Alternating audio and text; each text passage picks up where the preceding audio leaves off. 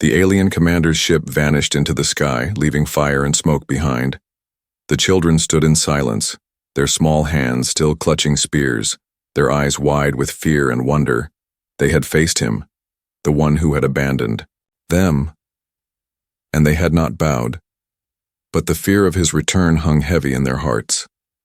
They knew he would come again, stronger, angrier, more dangerous. Daniel put down his spear and checked each child. He touched their shoulders, their faces, making sure none were hurt. His hands were rough, but his touch was gentle. The children leaned into him, trembling. The oldest whispered, "He will come back." Daniel did not understand the words, but he understood the look. He gave a single nod as if to say, "Let him come."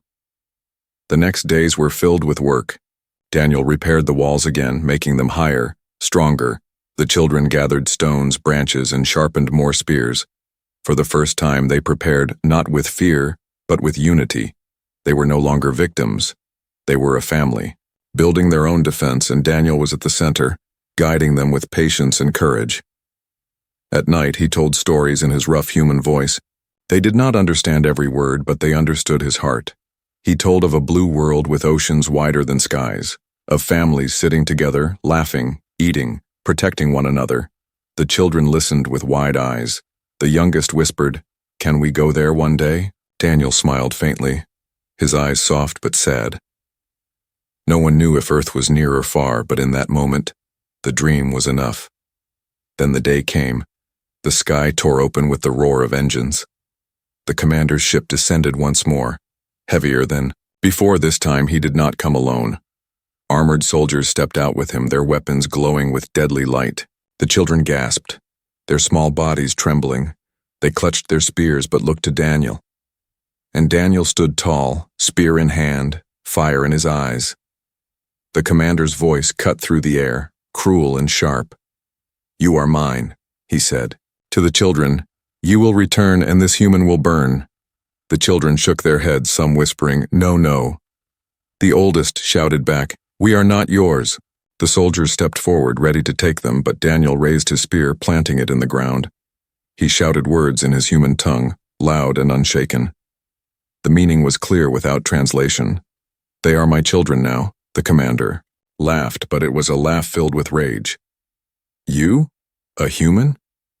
You think you are father to them?" He motioned to his soldiers. They advanced, weapons glowing brighter. The children huddled, but then something inside them sparked. One by one, they raised their spears and stood beside Daniel. Their thin arms shook, but their eyes did not look away. They would fight if they had to, because Daniel had taught them that family does not run. Family stands together.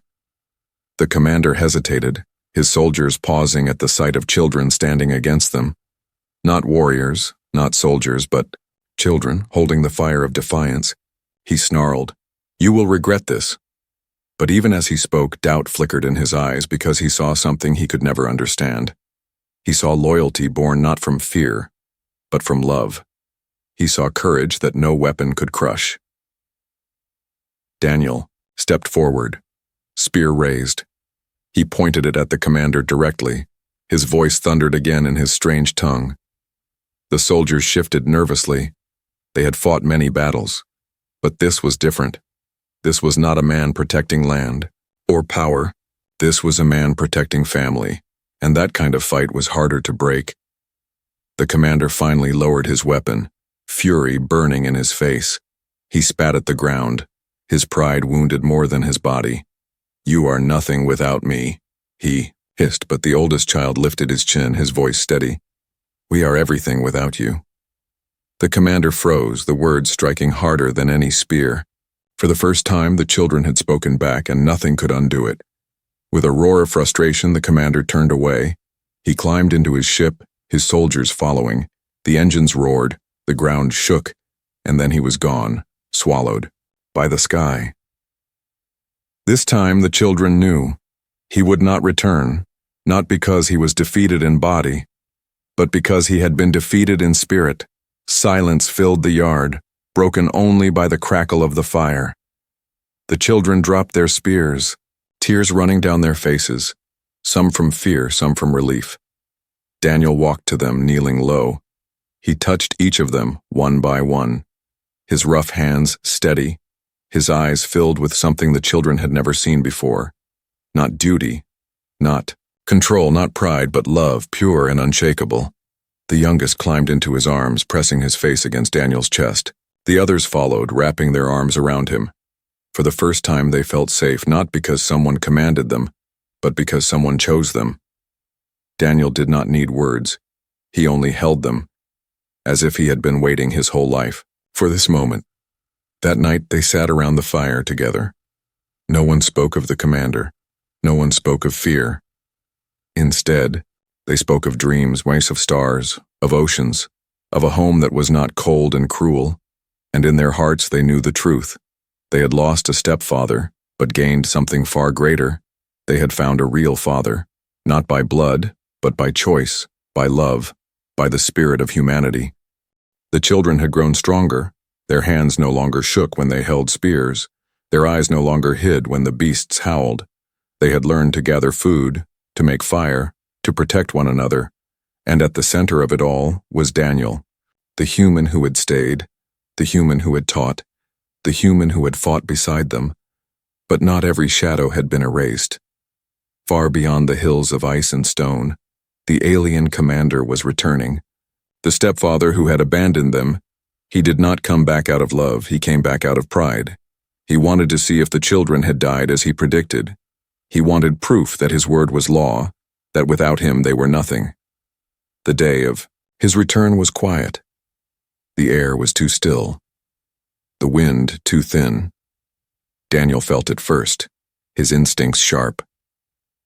He scanned the horizon, his jaw tight. The children noticed and whispered, "What is it?" Daniel did not answer, but his body was tense, ready. He had learned the patterns of this world, and today something was breaking those patterns. By evening, the ground trembled. A ship descended from the sky, larger and sharper than Daniel's. Its shadow covered the land. The children froze, their faces pale. They knew that shape, they knew that sound. Their stepfather had returned. The ship landed hard, rocks splitting beneath its weight. The door opened, and from the light stepped the alien commander. His armor shone cold, his eyes burned with pride. He carried a weapon strapped across his back, glowing with power. The children trembled, memories of his harsh voice and cruel punishments rushing. "Back," one of them whispered. "He came back for us." But the oldest shook his head. "No, he came back for himself." The commander's gaze swept across the yard. He saw the repaired house, the fire pit, the spears leaning against the wall. His eyes narrowed. "You survived," he said in his harsh tongue. The children lowered their heads, afraid. But Daniel stepped forward. The human's body stood tall, plain, and unarmed, except for a spear in his hand. He placed himself between the children and the alien, a barrier of flesh and will. The commander laughed.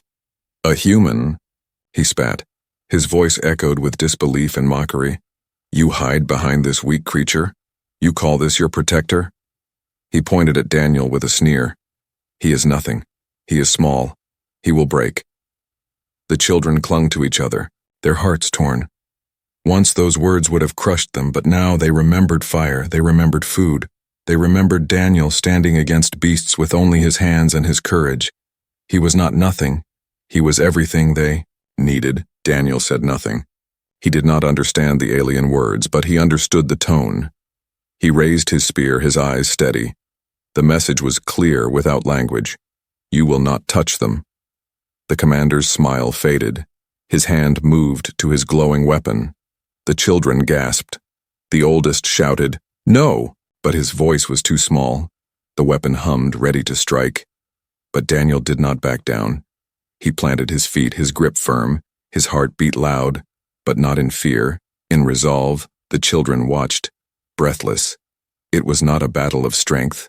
Not yet. It was a battle of presence, of will. The alien commander represented power, authority, blood. Daniel represented something else. Choice, love, humanity. And the children felt the weight of that choice pressing on them. Would they return to The stepfather's shadow or stand beside the human who had never abandoned them. One by one, the children stepped forward. They left the safety of the wall and stood near Daniel, their small spears shaking but raised. The commander's eyes widened in fury. "You dare defy me?" he roared. But the oldest lifted his chin, his voice trembling but loud. "We are not yours anymore." Daniel looked at the boy, not understanding the words, but reading the fire in his eyes. He felt it too. The bond had already been chosen. This was not about blood, it was about family. The commander stepped forward, weapon glowing brighter. But Daniel moved first. He slammed the butt of his spear against the ground, the sound cracking through the silence. He shouted in his human tongue, sharp and strong. The words were strange, but the meaning was clear. "If you want them, you must go through me." The air grew heavy, the fire flickered. The children held their breath. The alien commander stared at Daniel, the small human who stood in defiance, and for the first time, doubt crossed his face. He had expected broken children, easy to reclaim. He had not expected a family ready to fight. He had not expected a human who refused to kneel. Finally, with a snarl, the commander lowered his weapon. "This is not the end," he spat. He turned back toward his ship, his armor clanging with rage. The children watched him leave, fear still trembling in their chests. But when the ship lifted into the sky, they turned to Daniel. Their fear turned to relief. Their relief turned to pride. The youngest whispered, "He did not win." The oldest said, "He will not win." And in their hearts they knew it was true, because they were no longer alone. They had Daniel, and Daniel was not just a protector. He was their father, chosen and true. But far beyond the horizon, in the frozen valleys of the planet, another shadow was moving. The stepfather, the alien commander, had not forgotten them after all. He was coming back. And when he arrived, he would not find weak children waiting. For his orders, he would find a family, bound not by blood but by trust in a human who had stood for them when no one else would. The days after the battle changed something inside the children. Before Daniel, their lives had been filled with silence, fear, and hunger. But now, each day carried lessons, and each night carried warmth. They were no longer waiting for death. They were learning how to live. Daniel did not speak their language well, but he did not need many words. He taught with his hands, his eyes, his patience. When one child grew frustrated, throwing down a stick that would not sharpen into a spear, Daniel picked it up, worked slowly, then handed it back. He smiled when the child succeeded. The smile was small, but it carried more power than any command their stepfather had ever barked. The children began to notice something strange.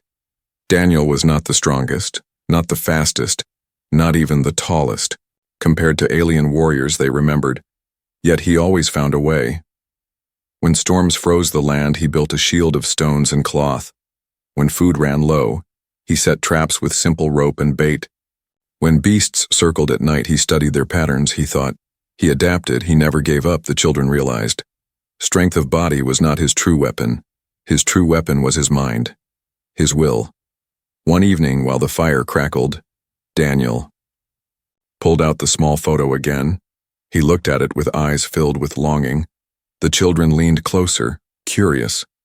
On the paper was a picture of other humans, smiling together. They had faces like Daniel, but softer, younger. The children pointed, asking who they were. Daniel pressed his hand against his chest, then touched the photo. He whispered words they could not fully understand, but they knew it was his family, lost far away. The silence grew heavy until the youngest climbed into his lap. Daniel's eyes widened, then softened. For the first time, the human allowed himself to be held. From that night, the lessons changed. Daniel did not only teach them how to fight or survive, he taught them how to be together, how to share food fairly, how to take turns keeping watch, how to listen when another spoke. The children were used to commands shouted at them, but this was different. Daniel's lessons were not about control, they were about trust, and trust made them stronger than fear ever could. One day, the oldest child asked him a question with gestures. He pointed to Daniel's chest, then to his own. then spread his arms wide. Daniel seemed to understand. He nodded, then drew a circle in the dirt. He placed a stone in the center, then smaller stones around it. He tapped his chest, then the center stone. He tapped each child, then the smaller stones. The meaning was simple but powerful. We are one family, all part of the same circle. The children looked at one another, their eyes shining. For the first time, they truly believed it. But lessons were not only about peace. Danger always returned. When the beasts circled again, Daniel did not fight. Alone this time, the children stood beside him, spears in their small hands, fire in their eyes. Fear still shook their bones. But Daniel's steady voice guided them. He barked short sounds, pointing, moving, teaching even in battle. When one child struck a beast with fire for the first time, Daniel roared with pride. The child laughed through tears, realizing he was no longer helpless. After the fight, when the creatures fled into the night, Daniel gathered them close. He tapped his head, then their heads. He tapped his heart, then theirs. He spoke slowly. Human. Strong, here. Then, human. Strong, here. Pointing again to their hearts, the children understood.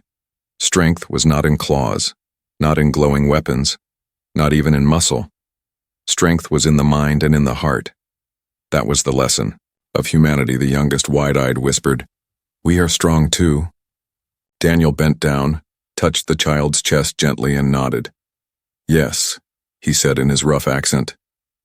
It was the first word they understood perfectly. Yes. The days grew into weeks. The house became more than shelter. It became a place of laughter, a place of firelight, a place of hope. The children began to tell stories to each other, not stories of their cruel stepfather, but stories of Daniel, the human who fought beasts, who built fire from nothing, who smiled when they succeeded. They began to dream not of fear, but of a future where they were not alone, but far away, in the icy valleys of the planet. Someone else remembered them, the stepfather, the alien commander. He had left them to die, but curiosity pulled him back. What had become of the children? Were they bones in the snow or broken shells hiding in the dark? He would soon return. But what he would find was not what he expected. The children he abandoned were no longer weak.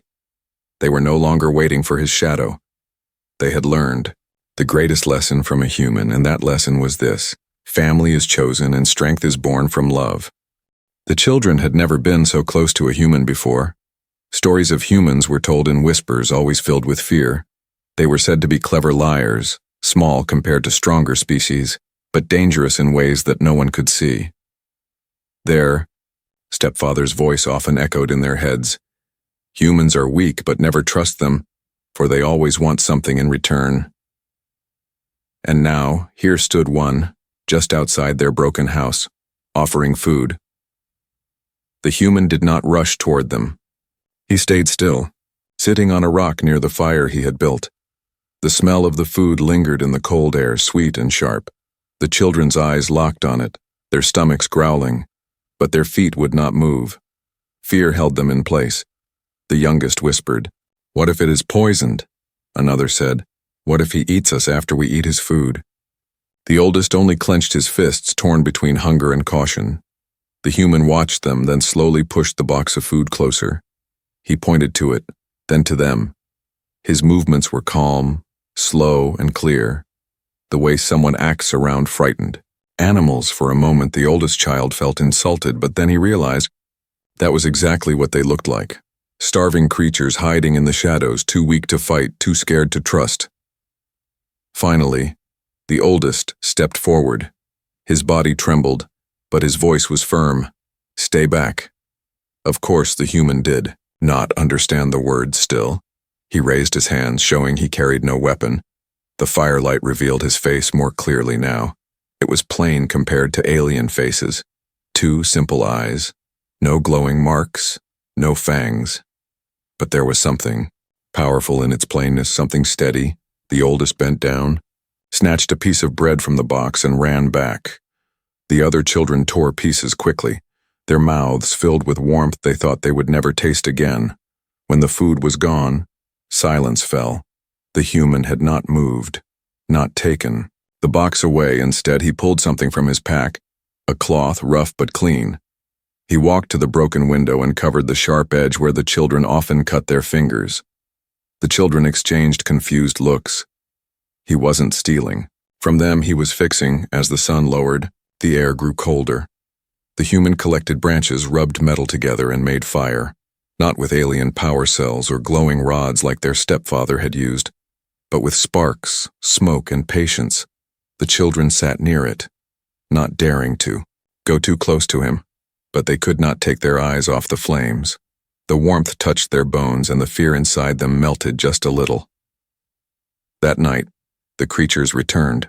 Claws scraped against stone. Yellow eyes glowed outside. The youngest whimpered, and the others clung to one another.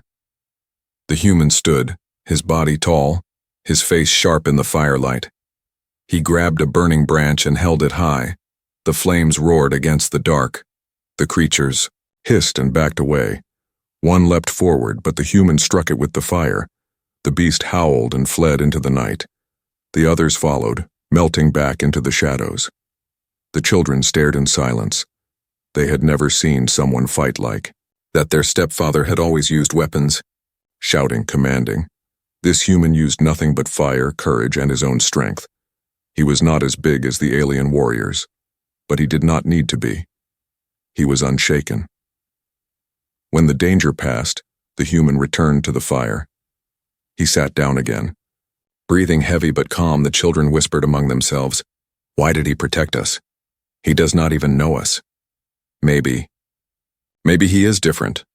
The oldest, still cautious, decided to test him. He pointed at his own chest and spoke his name slowly. The human tilted his head, then repeated the sound, clumsy but honest. The children gasped softly. Then, one by one, they gave their names. Each time the human repeated, his voice strange but careful, and for the first time in their lives, their names did not feel like rules to be barked at them. They felt like treasures someone wanted to hold. Finally, the human pointed at himself. "Daniel," he said. The word was strange, flat, and simple. The children whispered it to each other. Daniel. The name of the one who had given them food, fixed their home, made fire, and fought off the night. Still, doubt clung to their minds. The stepfather had always said, "Humans give with one hand and take with the other." So they waited for Daniel to demand something, waited for the trick. But the night passed and Daniel asked for nothing. He only slept near the fire, one hand resting on his strange metal stick, his face turned toward the door, as, if ready to fight again if danger came. The children lay awake, their thoughts restless.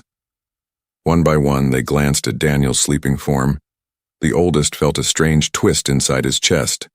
Not fear, not hate, not even trust yet. Something new, something dangerous, the thought that maybe this human, this stranger with simple eyes and strong hands, could be the father they had always wanted but never had. The days after Daniel's arrival were unlike any the children had ever known. For the first time in their small lives, someone stayed. Their stepfather had walked away and left them in the dark. But Daniel did not leave. He slept by the fire at night and worked by the daylight. He moved with quiet strength, as if protecting them was as natural as breathing. The children followed him everywhere, half curious, half fearful. They whispered questions to each other but dared not ask him directly. Why did he care for them? Why risk his own safety on a planet that was not his? But the human never explained, he simply acted, and actions spoke louder than any story. On the first morning, Daniel led them outside the house. The children shivered, remembering the warnings of their stepfather. "Outside is death," he used to say. But Daniel waved them forward with calm confidence. He pointed to the sky, then to the ground, then to the trees that bent against the wind. He showed them roots hidden under the dirt, fruits hanging on sharp branches. At first, they were too weak to pull them out. Their thin fingers slipped, their small hands shook. Daniel knelt beside them, showing how to grip, how to dig, how to wait with patience. By midday, Each child held something they had gathered on their own. It was not much, but it was survival. And survival felt like magic. That night, Daniel roasted the roots over the fire. The smoky taste was strange but good. The children ate slowly, proud of the food they had found themselves. The youngest smiled for the first time in many days. "Father never showed us this," he whispered. The others fell silent, the word father heavy on their tongues. No one dared to correct him, because deep down, the word felt right. The following days became lessons. Daniel showed them how to stack stones to block the wind, how to sharpen sticks into spears, how to listen for the growl of a beast before it was near. Each child learned something, each child grew stronger. The house that once felt like a prison slowly turned into a home built by small hands and guided by one human who refused to give up on them, but danger was never far.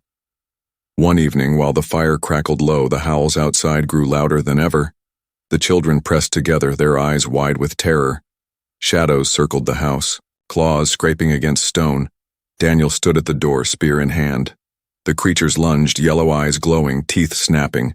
Daniel struck one with the spear, drove another back with fire. But more came, climbing over the walls. The children screamed, clutching each other. Daniel shouted something in his strange human tongue and swung his weapon with furious strength. His movements were rough, not elegant like trained soldiers, but they were filled with pure will, and in the end, will was stronger than claws. When the last creature fled into the night, the children rushed to him. His arm was cut, his face bruised, but he still stood tall. He did not cry out. He only checked each child, touching their shoulders, counting them. 1, 2, 3, 4, all alive, all safe. The children stared at him, their fear replaced by awe. He had fought not because he had to, but because he wanted to keep them safe. Something their stepfather had never done. The oldest child felt his chest tighten. For years he had tried to be strong, to be the shield when no one else would. But now, for the first time, he felt what it was like to be protected, to not carry the weight alone. He looked at Daniel and whispered the word again, soft but sure. "Father." Daniel did not understand the language, but he understood the tone. He looked at the boy, then at the others, and his eyes softened. He reached out, ruffled the boy's hair gently, and for that single moment, the children felt whole. The days turned into weeks. The children grew stronger, braver, sharper. They laughed while learning. They played while gathering food. They no longer feared every shadow because they knew Daniel would stand between them and the dark. And little by little, they stopped calling him the human. In their whispers, in their secret hearts, he had become something else, something they had never truly had before. A protector, a teacher, a real father. "If we stay here, we die. If we go out, maybe we live." And with shaking hands, he pushed open the door. The cold air rushed in, carrying the scent of food. The human stood slowly, raising his hands, showing he held no threat. The children stepped outside one by one, their eyes locked on the steaming box. The human spoke, his voice calm. Deep and strange words they did not understand, but the tone was clear, gentle, safe, human. The oldest reached the box first. Inside was bread, fruit, and something warm wrapped in silver. He lifted it with trembling fingers. The moment he took a bite, tears filled his eyes. It was real. It was food. It was life. The human smiled softly, and in that moment, the children realized something. Maybe their stepfather was gone forever. But perhaps this stranger, this human, could be something more. Not an enemy, not a monster, but the beginning of something they never knew they needed. The children ate quickly, their small hands shaking as they pulled apart the bread and fruit.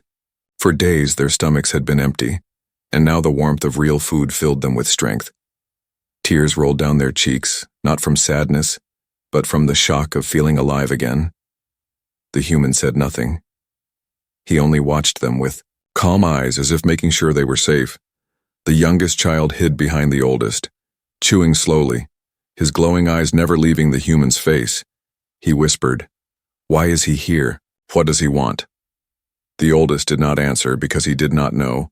All he knew was that this stranger had given them food when their own stepfather had given them nothing. When the box was empty, the human stood. The children froze, expecting him to take something from them, maybe drag them to his strange ship. But instead, the human pointed at the broken wall of their house. He spoke words they could not understand, his voice firm but not cruel. Then he walked to the pile of broken stones and began to move them. The children stared, confused. "Why is he touching our home?" one asked. The oldest said, "He is fixing it." For hours the human worked. He lifted heavy stones, patched holes, and even covered the window where the wind always screamed. The children watched silently, their fear mixing with wonder. No one had ever repaired the house before. Their stepfather never cared if the cold came in. But this human cared, and he did not even know their names. When the sun set, the human made fire, not with alien stones or glowing machines, but with sparks, wood, and patience. The children gathered close, their faces glowing in the orange light. The human pulled something from his pack. More food, but also water, clean and clear. He passed it around, waiting until each child had their share before taking any for himself. The children whispered, "Why does he give us so much? He is not like others." That night, the creatures outside howled again, their claws scratching the ground. The youngest began to cry, but the human stood near the fire with his long metal stick. He made no sound, only stared into the darkness. The children felt a strange safety. The stepfather had always shouted when danger came, but the human was silent, strong, like a wall that would never move. Morning came, and with it, the children's questions grew. The oldest gathered courage and stepped closer to the human. He touched his own chest and said his name slowly. The human repeated it, his voice rough but trying. The children laughed softly, surprised that he cared to learn. One by one they gave their names, and one by one he repeated them. It was the first time they felt their names had meaning. The human then pointed at himself. "Daniel," he said. The children repeated it clumsily. Daniel smiled, and for a brief moment the cold planet felt a little warmer. But trust does not grow in a single night. The oldest child still remembered their stepfather's words. "Humans are weak. They will betray you." And in his heart, he feared it could be true. So when Daniel walked toward the ship, the children followed at a distance. They wanted to know what he was hiding. Was there a trap waiting inside? The ship's door opened with a soft hiss. Inside it was small and plain, nothing like the glowing alien ships they knew. There were no weapons, no cages, only old tools, blankets, and simple things. Daniel pulled out another box of food, another blanket, and something shiny, a small photo. He stared at the picture for a long time before tucking it back. The children wondered, is that his family? Did he lose them too? Later that day, Daniel showed them how to gather dry branches, how to dig for hidden roots under the soil. He pointed, demonstrated, and then let them try. At first they failed, their hands clumsy and weak, but Daniel was patient, guiding them, again and again. When one of the children finally pulled a root from the dirt, Daniel clapped once and smiled wide. The child felt a warmth deeper than food. Pride, it was something their stepfather had never given them. But danger was never far. That night the growls outside grew louder, closer. The children huddled together, trembling. Suddenly, shadows moved against the wall, sharp claws scraping. One of the creatures leapt toward the window, its eyes glowing yellow. The children screamed. Daniel did not hesitate. He swung his metal stick, striking the creature back. Then he grabbed a burning branch from the fire and waved it high. The flames lit the night and the creatures pulled away, hissing. Daniel shouted, his voice loud, for the first time driving them into the darkness. The children stared at him in awe. Their stepfather had always fought with weapons, with machines, with cruelty. But Daniel fought with his hands, his courage, his fire. He had no armor, no glowing shield, and yet he won. That night, when the danger was gone, the children whispered to each other, "He is not like our stepfather. He is different. He is strong, but also kind. And though they did not say it out loud, each of them felt the same thought growing inside. Maybe, just maybe, this human could be more than a stranger. Maybe he could be something they had never truly known before. A father. The night sky over the cold planet was filled with silent stars. In a small stone house far away from any city, lived a group of children. They were not human children. They were alien children, small and thin, with bright eyes that glowed in the dark. Their stepfather was a tall alien commander, known for his hard rules and sharp voice. He did not smile, he did not play, he only gave orders. To him, the children were not family, they were a duty, something to control. The house was always quiet, except during mealtime. Food was rare on this planet, and every bite was measured. The stepfather always told them, "Eat less, eat slowly, do not be greedy." The children nodded, but inside their hearts they were always hungry. They dreamed of full plates and sweet fruit, of warm drinks and soft bread. But those dreams were only dreams. Then one evening, something different happened. The stepfather brought home more food than ever before. Strange fruits, shining meat, and golden drink filled the long table. The children's eyes grew wide, their mouths watered. They had never seen so much food in one place. It was a feast. The stepfather sat at the head of the table, his cold eyes watching. He said, "Eat, but do not forget the rules. Eat only what I allow." At first the children obeyed. They picked small bites, chewing slowly, careful not to upset him. But the smell of the food was too strong, the hunger too deep. One child reached for more, another followed. Soon all of them were eating fast, their hands moving quickly. They laughed, they smiled, they forgot fear. For the first time, the house was filled with joy, but joy is dangerous when a cruel man is watching. The stepfather's eyes narrowed, his hand slammed the table. The plates shook, the children froze. Silence fell like a heavy stone. The commander's voice was sharp. "You disobeyed me, you greedy little mouths." The children looked down, their stomachs full but their hearts sinking.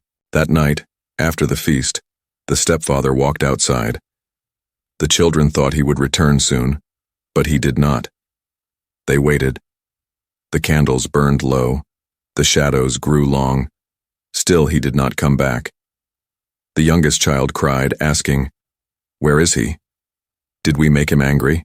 The older one whispered, "Maybe he will punish us tomorrow." But the truth was far darker. The stepfather had left them. He closed the heavy doors of the house behind him. He left no food, no fire, no comfort. Only the cold night and the empty silence remained. The commander had decided they were not worth his time. To him, they were broken, disobedient, useless. So he abandoned them. Hours turned into a full night. The wind howled outside, carrying the cries of strange creatures. The children huddled together in fear. Every sound in the darkness felt like a monster waiting to come in. The cold cut through their thin clothes, their teeth chattered. They whispered to each other, asking what they had done wrong. No answer came. By the next morning, the truth was clear. Their stepfather was gone, and he was not coming back. The children searched the house. The food was gone, the tools were gone, even the small firestones were gone. The commander had taken everything. The only thing he left behind was his silence. The children felt hunger once more, but this time there was no feast. Only empty plates and empty stomachs. Fear grew stronger. They had never been outside the walls of the house alone. The stepfather had always warned them of the wild land. He said creatures roamed the night with teeth sharper than knives. He said storms could freeze even the strongest soldier. Now those warnings became their reality. One by one, the children sat in the corner, their small faces pale. The oldest tried to stay strong, he said. "We will survive, we will wait. Maybe he will return." But even his voice shook. Deep inside, he knew the truth. Their stepfather had abandoned them forever. Outside, the sky grew darker again. The second. Night was even colder. Strange shadows moved beyond the broken window. Something growled in the distance. The children clung to each other, their eyes wide open. They were alone, small and weak. And yet, in that moment of fear, a strange thought entered their minds. If their stepfather had left them, maybe someone else could come. Maybe out there, beyond the cold and the fear, someone was waiting. Someone who could be a true father. Not a cruel one, but who would come. No one visited this lonely world. No one cared about lost children, or so they believed. What they did not know was that fate was already moving. Far away, in the black sea of stars, a ship was coming closer, and inside that ship was someone who would change their lives forever. Not an alien commander, not a cruel master, but a human. And this human was about to show them what family really meant. The second night was colder than the first. The children had no fire, no warm drink, no blankets thick enough to fight the air that bit at their skin. They curled up together, but still their bodies shook. When they closed their eyes, they heard noises outside. Claws scratching the stone, wings brushing against the windows, long howls carried on the wind. The youngest covered his ears, whispering, "Make it stop." But the sound only grew louder. When the pale sun finally rose, the house felt empty and dead. The children searched every corner, but the truth did not change. The food was gone, the stepfather had taken everything. Their stomachs growled, sharp with hunger. They tried licking drops of water from the wall, but it gave no strength. Their eyes looked at one another, wide and frightened. Never before had they been left like this. They were always scolded, beaten, controlled, but never abandoned. Now they understood something worse than punishment: silence and hunger. The oldest child, thin but determined, stood near the door. He said, "If we stay here, we will die." The others looked up, afraid. No one dared to speak. They all remembered their stepfather's warnings. Outside was a wasteland, broken rocks, sharp storms, and creatures that hunted the weak. But what choice did they have now? The house was no longer safe. They waited until the light grew stronger. Then the door creaked open. The children stepped outside for the first time without their stepfather. The air was sharp, the ground cracked, the sky filled with heavy clouds. Every step felt dangerous. They walked together, holding hands, trying to stay brave. Hours passed, they found nothing to eat, not even a small fruit or an insect to bite. Their lips dried, their legs trembled. The youngest cried, "I want to go home." But there was no home anymore, only broken walls and empty tables. As the day faded, the growls came back. Dark shapes moved along the cliffs. Yellow eyes watched them from a distance. The children hurried back inside the house, shutting the heavy door. But even there, safety felt like a dream. The walls shook with every howl. The oldest whispered, "They are waiting for us. They can smell our fear." The third night came, colder than the last. The children had no strength. Left to cry, they lay in silence, their small stomachs twisting. The oldest tried to stay awake, but his head dropped, his eyes closed. Dreams came, cruel and sweet, dreams of food, of warm fire, of someone holding them. But when he woke, all he saw was darkness and the frightened eyes of his brothers and sisters. On the fourth day, something changed. A sound broke through the silence. Not claws, not howls, not wind. It was a deep, low hum. The ground shook lightly. Dust fell from the roof. The children looked at each other. "What is that?" one asked. No one knew. The hum grew louder. A bright light swept across the broken land. The children ran to the window, pressing their faces against the cracked glass. In the sky, they saw something they had never seen before. A ship. Not like their stepfathers, not like the cold alien machines they knew. This one was smaller, older, and shaped in a way that looked strange, almost human. The ship landed in the distance, slow and careful. The ground rumbled beneath their feet. The children gasped, their fear mixing with curiosity. "Who is it?" whispered the youngest. "Another alien?" asked another. The oldest only shook his head. His heart beat fast, not with hope, but with dread, because sometimes new visitors meant new danger. The door of the ship opened, Smoke drifted out, and from the light of the doorway stepped a figure. It was tall, broad-shouldered, covered in strange clothes. Its face was different from anything they had ever seen. No horns, no glowing eyes, no sharp teeth, just two calm eyes, a strong jaw, and a look that seemed both tired and alive. The children froze. They remembered the stepfather's words. Humans are weak. Humans are dangerous. Never trust them. Yet here stood one right in front of their house. The figure moved slowly. He carried no glowing weapon, no heavy armor, only a small pack on his back and something long and metal in his hand. Not a blade, not a gun, something simpler. He stopped a few steps from the door. The children hid behind the window, peeking out. The human looked around, then placed something on the ground, a box. He opened it and steam rose from inside. The smell reached the children. Warm, sweet, rich, food. The youngest child's stomach growled so loud the others gasped. The human turned his head toward the sound. For a moment their eyes met. Alien child and human adult. Two worlds staring at each other through cracked glass. The human did not move closer.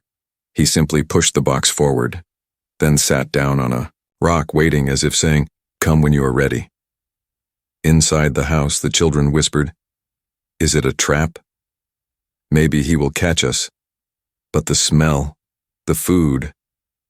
Their hunger screamed louder than their fear. The oldest looked at them all. He took a deep breath and said,